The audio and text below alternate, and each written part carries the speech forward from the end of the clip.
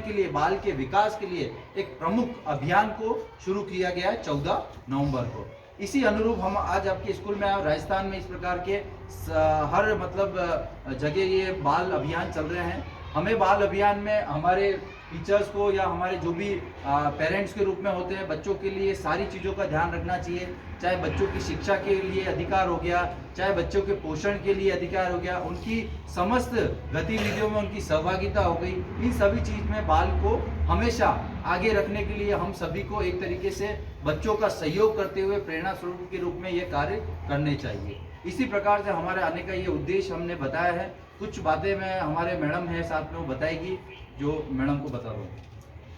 बच्चों, आप लोगों को पता है कि आपके अधिकार क्या है? बच्चों, आप जो हो, बच्चों के अधिकार क्या क्या है पता है?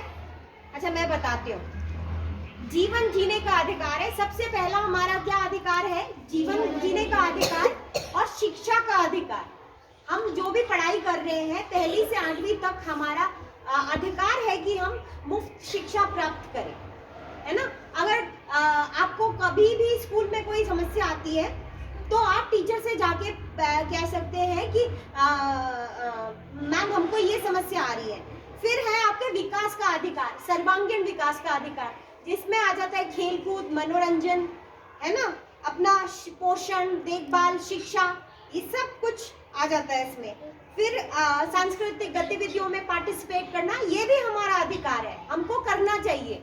अगर आप नहीं करते हैं तो आज से आप शुरू कीजिए, ये अधिकार भी है। और हम अपनी संस्कृति के बारे में कैसे जानेंगे? जब हम उसमें पार्टिसिपेट, सहभागिता करेंगे तभी जानेंगे ना, ठीक है। फिर हमारे संरक्षण का अधिकार है।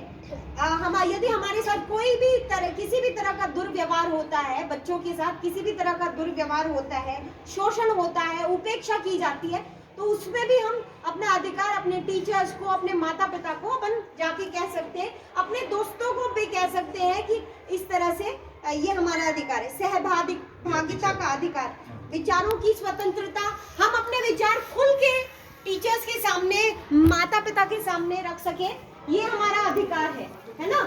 तो आप अब आगे से जब भी और किसी भी तरह का भेदभाव जो आपके साथ हो रहा है, कि किसी भी कारण से, किसी भी रूप में किसी भी बच्चे के साथ गलत व्यवहार नहीं होना चाहिए ना। आपको अपने किसी सहपाठी के साथ गलत व्यवहार नहीं करना है, और कोई और कर रहा है तो भी आपको उसको बोलना है कि आप गलत व्यवहार मत करो, है ना।